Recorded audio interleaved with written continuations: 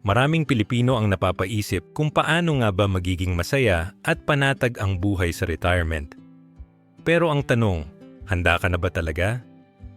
Sa video na ito, pag-uusapan natin ang tatlong pinaka-importanteng aspeto ng retirement. Lifestyle at gastusin, kalusugan at tirahan, at ang layunin sa buhay kasama ang pakikipagkapwa. Practical, legit, at relatable ang mga tips na ito para sa ating mga kababayan. At siguraduhin mong tapusin ang video hanggang dulo dahil doon natin tatalakayin ang pinaka-importanteng aral. Isang simpleng mindset na pwedeng magbago ng takbo ng iyong retirement. Ito na ang sagot sa tanong mong, handa na ba ako? Pero bago natin simulan, paki-like naman ng video nating ito dahil malaking tulong na po yan sa mga content creator na kagaya namin. Maraming salamat po.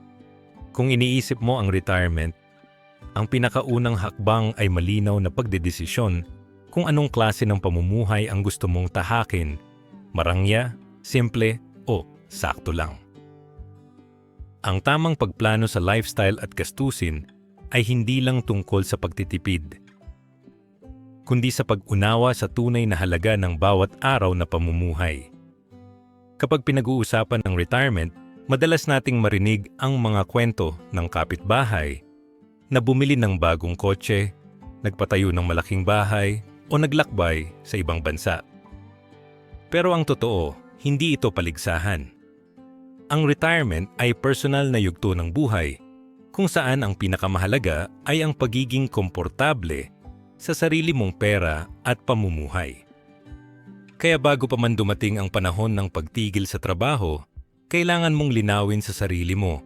Gusto mo ba ng marangyang lifestyle na puno ng luho o mas simple at practical na pamumuhay na nakatuon sa essentials? Ang sagot dito ang magiging basehan ng lahat ng plano mo sa gastusin. Kung pipiliin mo ang marangyang pamumuhay, dapat handa ka sa mas mataas na gastos. Halimbawa, kung gusto mong maglakbay abroad kada taon, kailangan mong isama sa budget ang airfare, hotel, at iba pang travel expenses. Kung simple lang ang gusto mo, gaya ng pamumuhay sa probinsya na tahimik at mura ang bilihin, mas mababa ang kailangan mong ipon. At kung sakto lang, ibig sabihin ay gusto mong mapanatili ang kasalukuyang lifestyle mo. Kumakain sa labas paminsan-minsan, may sariling bahay, at may sapat na budget para sa healthcare.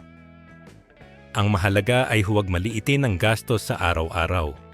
Kahit simpleng pamumuhay, may mga gastusin pa rin na hindi mawawala tulad ng pagkain, kuryente, tubig, internet, at gamot. Dito pumapasok ang konsepto ng true cost of living. Maraming Pilipino ang nagkakamali sa pag-compute ng budget dahil nakatuon lang sila sa obvious na gastos gaya ng pagkain at utilities. Pero ang tunay na halaga ng pamumuhay ay kasama ang mga bagay na madalas tumaas ang presyo. Insurance, halimbawa, ay hindi dapat kalimutan. Kung may health insurance ka, malaking tulong ito sa oras ng emergency. Pero tandaan na tumataas ang premium kada taon. Ganon din ang buwis sa bahay, lalo na kung may ari-arian ka sa lungsod. At higit sa lahat, huwag kalimutan ang epekto ng inflation. Ang presyo ng bigas, gulay, at pamasahe ay hindi pare-pareho. Kung ang 1 kilo ng bigas ay nasa 100 pesos ngayon, posibleng maging 120 pesos ito sa loob ng ilang taon. Kaya dapat isama sa computation ang pagtaas ng bilihin para hindi ka mabigla. Isang practical na paraan para masigurado na kaya mong tustusan ang lifestyle mo ay ang paggawa ng detalyadong monthly budget. Halimbawa, kung plano mong gumastos ng 20,000 pesos kada buwan sa retirement, dapat siguraduhin mong may sapat kang ipon o passive income para dito. Kung may pension ka na 10,000 piso kada buwan, kailangan mong maghanap ng paraan para punan ang kulang. Maaaring sa pamamagitan ng maliit na negosyo, rental income, or investments. Ang mahalaga ay hindi ka umaasa lang sa isang source ng pera. Bukod sa budget, kailangan mo ring mag-ingat sa tukso ng pagkukumpara. Maraming Pilipino ang nahuhulog sa trap na ito. Nakikita nila ang kapitbahay na may bagong appliances o bagong sasakyan, kaya naiisip nilang dapat ganun din sila. Pero tandaan, ang retirement ay hindi competition. Ang mahalaga ay kung paano mo ma-enjoy ang pera mo nang hindi ka nagigipit. Kung komportable ka na may simpleng bahay at hindi mo kailangan ng mamahaling gamit, mas mainam iyon kaysa pilitin ang sarili na gumastos ng sobra para lang makasabay sa iba. Isang magandang mindset na dapat tandaan ay live within your means. Kung ang kaya ng budget mo ay simple lang, huwag mong pilitin ang marangya. Kung may sobra, pwede mong i-invest para lumago pa. Ang pagiging practical ay hindi nangangahulugan ng pagiging kuripot, kundi pagiging matalino sa paggamit ng pera. Halimbawa, imbes na bumili ng bagong kotse, baka mas makabubuti na mag-invest sa healthcare o magdagdag ng savings para sa emergency fund. Sa Pilipinas, maraming retirees ang nagkakaroon ng problema dahil hindi nila naisip ang long-term expenses. Marami ang umaasa na sapat na ang kanilang SSS or GSIS pension, pero sa totoo lang, hindi ito laging sapat. Kung ang pension mo ay nasa 10,000 pesos kada buwan, pero ang gastos mo ay 15,000 pesos, magkakaroon ka ng shortfall. Kaya habang malakas ka pa, mag-ipon at mag-invest. Pwede kang maglagay ng pera sa mutual funds, stocks, o kahit maliit na negosyo na patuloy nakikita kahit retired ka na. Isa pang practical na hakbang ay ang pagbuo ng emergency fund. Sa retirement, mas mataas ang posibilidad ng medical expenses. Kung wala kang nakahandang pera, baka mapilitan kang mangutang o ibenta ang ari-arian. Kaya mainam na may nakatabing savings na katumbas ng at least 6 months ng iyong monthly expenses. Kung ang gastos mo ay 20,000 pesos kada buwan, dapat may nakatabing 120,000 pesos para sa emergency. Sa huli, ang paghahanda sa pamumuhay at gastusin ay tungkol sa pagiging honest sa sarili. Hindi mo kailangang maging pinakamayaman para maging masaya sa retirement. Ang kailangan mo lang ay malinaw na plano, tamang budget, at disiplina sa paggamit ng pera. Kung malinaw sa iyo kung anong lifestyle ang gusto mo, kung naiintindihan mo ang true cost of living, at kung hindi ka nakikipag-unahan sa iba, mas magiging magaan at masaya ang iyong retirement. Ang retirement ay hindi katapusan ng buhay, kundi bagong simula. Kung maayos ang paghahanda mo sa lifestyle at finance, mas magiging payapa ang iyong golden years. Hindi ka mag-aalala kung sapat ba ang pera mo dahil alam mong nakaplano na ang lahat. At sa bawat araw ng iyong retirement, mas ma-enjoy mo ang simpleng kasiyahan, pagkain ng masarap na ulam, paglalakad sa umaga, at pagtawa kasama ang pamilya nang hindi iniisip ang problema sa pera. Hindi lang pera ang dapat paghandaan. Ang kalusugan at tamang tirahan ay kasing halaga ng budget dahil kahit gaano karami ang ipon mo, hindi mo ito lubos na ma-enjoy kung mahina ang katawan o kung nakatira ka sa lugar na hindi akma sa pangangailangan mo. Maraming Pilipino ang nagkakamali na isipin na sapat na ang malaking ipon para sa masayang retirement. Pero isipin mo, kung may sakit ka at hindi ka makagalaw, ano ang silbi ng pera? Kaya ang unang prinsipyo ay move it or lose it. Ang katawan ay parang makina. Kapag hindi ginagamit, mabilis na nanghihina. Kung sanay ka sa trabaho na laging nakaupo, oras na para baguhin ang routine. Kahit simpleng paglalakad ng 30 minutes araw-araw, stretching sa umaga, o light exercise tulad ng tai chi o yoga, malaking tulong ito para manatiling malakas ang muscles at joints. Hindi mo kailangang mag-gym kung hindi kaya ng budget. Ang mahalaga ay consistent na galaw. Tandaan, mas mahirap nang bawiin ang lakas kapag napabayaan. Bukod sa physical health, kailangan ding isipin ang mental health. Sa retirement, mas marami kang oras, pero kung wala kang ginagawa, mabilis kang mababagot.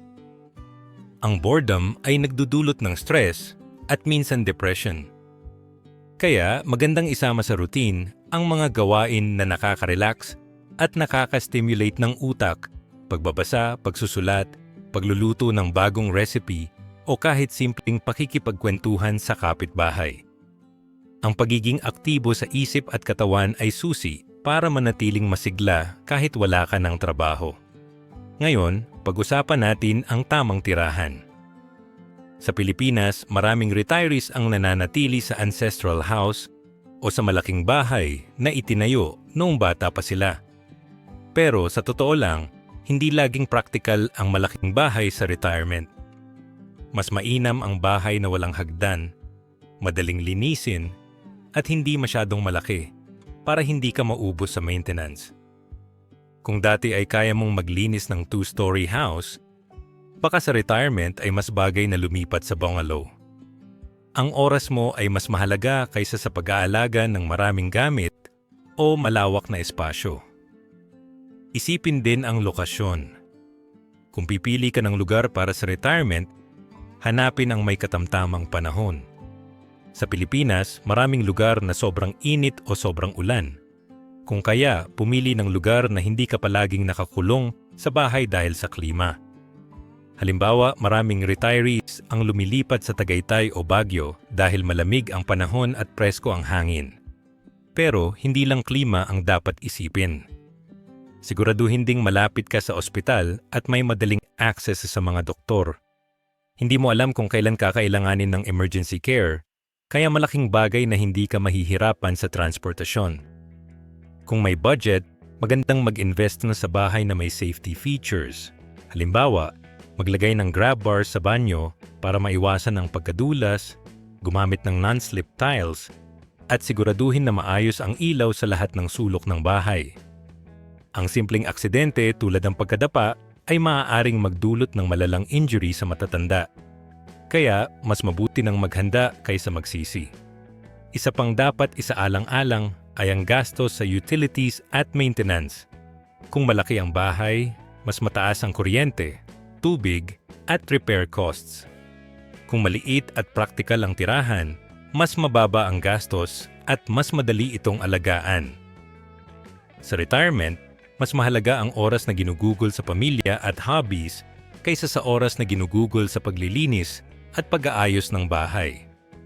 Kung hindi kaya ang sariling bahay, pwede ring isaalang-alang ang senior-friendly communities.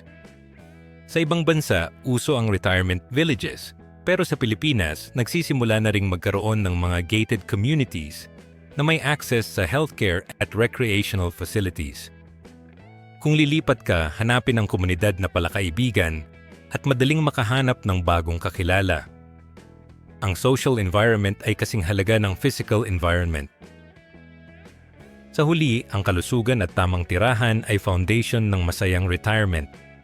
Kung malakas ang katawan mo, mas ma-enjoy mo ang pera at oras. Kung practical ang bahay mo, mas makakapag-focus ka sa mga bagay na nagbibigay ng saya. Hindi mo kailangang maging marangya para maging masaya. Ang kailangan mo lang ay tamang disiplina sa katawan, tamang pagpili ng tirahan, at tamang mindset na ang retirement ay panahon para alagaan ang sarili. Kapag naalagaan mo ang health at environment, mas magiging payapa ang iyong golden years. Hindi ka mag-aalala kung kaya mo bang maglakad papunta sa palengke o kung ligtas ba ang bahay mo sa aksidente.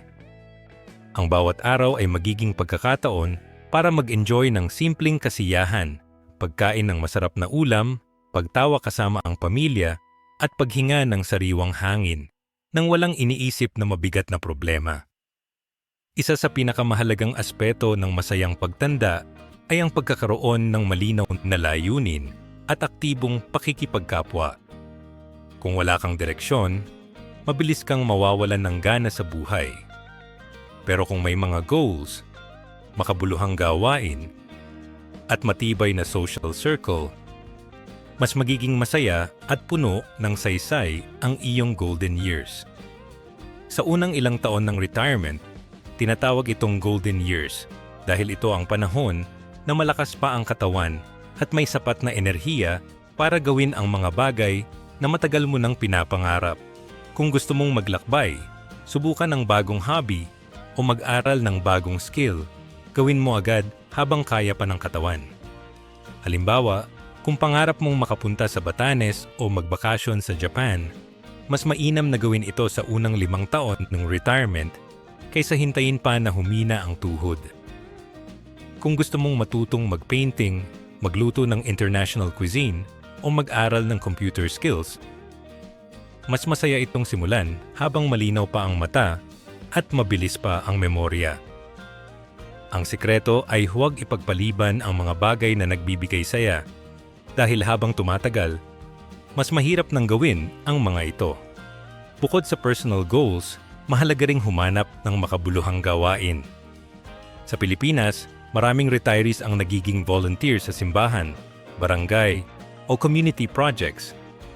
Ang pagboboluntaryo ay hindi lang nakakatulong sa iba kundi nagbibigay din ng sense of purpose.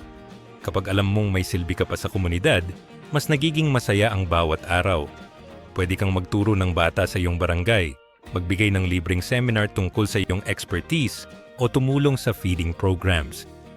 Kung may skill ka sa accounting, pwede kang mag-assist sa mga small businesses. Kung mahilig ka sa gardening, pwede kang magturo ng urban farming sa mga kabataan. Ang mahalaga ay hindi ka mawalan ng direksyon sa buhay. Isang malaking hamon sa retirement ay ang pagkakaroon ng maraming libreng oras. Kung wala kang gagawin, mabilis kang mababagot. Kaya magandang mag-set ng daily routine na may halong relaxation at productivity. Halimbawa, gumising ng maaga para maglakad, pagkatapos ay magbasa ng libro o manood ng educational videos, tapos sa hapon ay makipagkwentuhan sa mga kaibigan o pamilya. Ang simpleng rutina na ito ay nakakatulong para hindi ka mawalan ng gana at para manatiling aktibo ang isip at katawan. Ngayon, pag-usapan natin ang social circle. Sa Pilipinas, malaking bahagi ng kasiyahan ng matatanda ang pakikipagkapwa. Ang pagkakaroon ng pamilya at kaibigan sa paligid ay nagbibigay ng emotional support. Kung lilipat ka ng tirahan, siguraduhin na pupunta ka sa komunidad na palakaibigan at madaling makahanap ng bagong kakilala. Halimbawa, kung magre-retire ka sa probinsya, hanapin ang lugar na may active senior citizens association o mga grupo na mahilig sa parehong hobby mo. Ang pakikipagkapwa ay hindi lang tungkol sa kasiyahan, kundi tungkol din sa kalusugan. Ayon sa mga pag-aaral, ang matatandang may matibay na social connections ay mas mababa ang risk ng depression at mas mahaba ang buhay. Kung minsan, may mga retirees na nahihirapan dahil lumipat ang mga anak sa ibang bansa o busy ang pamilya. Sa ganitong sitwasyon, huwag matakot na makipagkilala sa bagong tao. Pwede kang sumali sa mga online communities, mag-attend ng workshops, o sumali sa mga hobby clubs. Ang mahalaga ay hindi ka nag-iisa.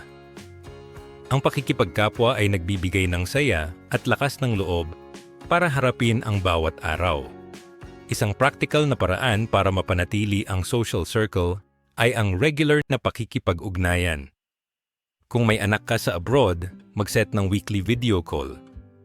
Kung may kaibigan ka sa malayo, magpadala ng simpleng mensahe kada linggo. Kung nasa parehong lugar lang kayo, magplano ng monthly get-together. Ang simpleng effort na ito ay malaking bagay para mapanatili ang closeness.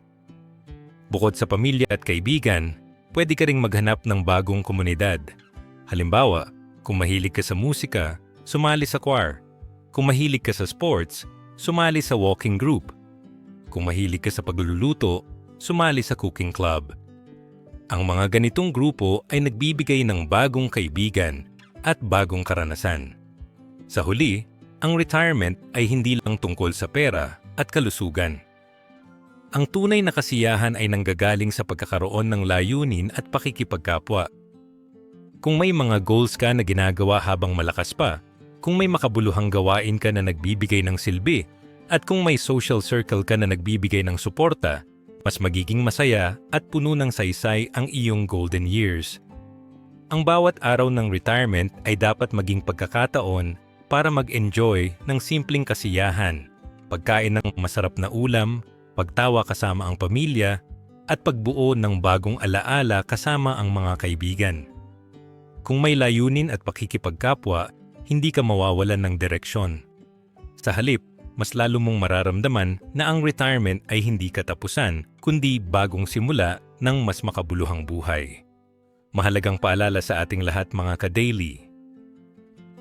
Ang retirement ay hindi lang simpleng pahinga mula sa trabaho. Ito ay bagong yugto ng buhay na nangangailangan ng matalinong paghahanda. Hindi sapat ang bahala na mentality, lalo na kung ang pinag-uusapan ay kalusugan, gastusin, at layunin sa araw-araw. Marami sa ating mga kababayan ang nagugulat sa bigat ng responsibilidad sa pagtanda, kaya ngayon pa lang, dapat nang paghandaan ang mga aspeto ng buhay na madalas nating isinasantabi. Una, huwag baliwalain ang pang-araw-araw na gastos. Ang simpleng pamumuhay ay may kaakibat pa ring bayarin: kuryente, tubig, gamot, pagkain, at iba pa. Isama sa plano ang epekto ng inflation, insurance, at buwis. Tandaan, ang presyo ng bilihin ay hindi bumababa, kaya dapat laging may buffer ang budget. Pangalawa, ang kalusugan ay hindi nabibili. Kung hindi ka maglalaan ng oras para sa katawan mo ngayon, baka sa huli ay puro gamot na lang ang gastos mo. Maglakad, gumalaw, kumain ng tama, at magpatingin sa doktor kahit wala pang nararamdaman. Pangatlo, ang layunin sa buhay ay nagbibigay ng direksyon. Kapag wala kang ginagawa, mabilis kang mawalan ng gana. Humanap ng makabuluhang gawain, maging volunteer, magturo, o simpleng tumulong sa komunidad. Ang pakikipagkapwa ay nagbibigay ng saya at lakas ng loob. At higit sa lahat, huwag mong hayaang dumaan ang retirement ng walang saysay. Gamitin ang panahon na ito para sa sarili mo, sa pamilya mo, at sa mga bagay na matagal mo nang gustong gawin. Hindi ito huli na, kundi simula ng bagong kwento. Kung gusto mong hindi magsisi sa huli, ngayon pa lang, simulan mo na ang tamang hakbang. Dahil ang masayang pagtanda ay resulta ng matalinong paghahanda. Paki-like ang videong ito kung nagustuhan ninyo, mag-comment sa baba kung ano ang natutunan nyo dito, at para sa mga iba pang content like this, mag-subscribe kayo sa ating YouTube channel, ang The Filipino Daily. Maraming salamat.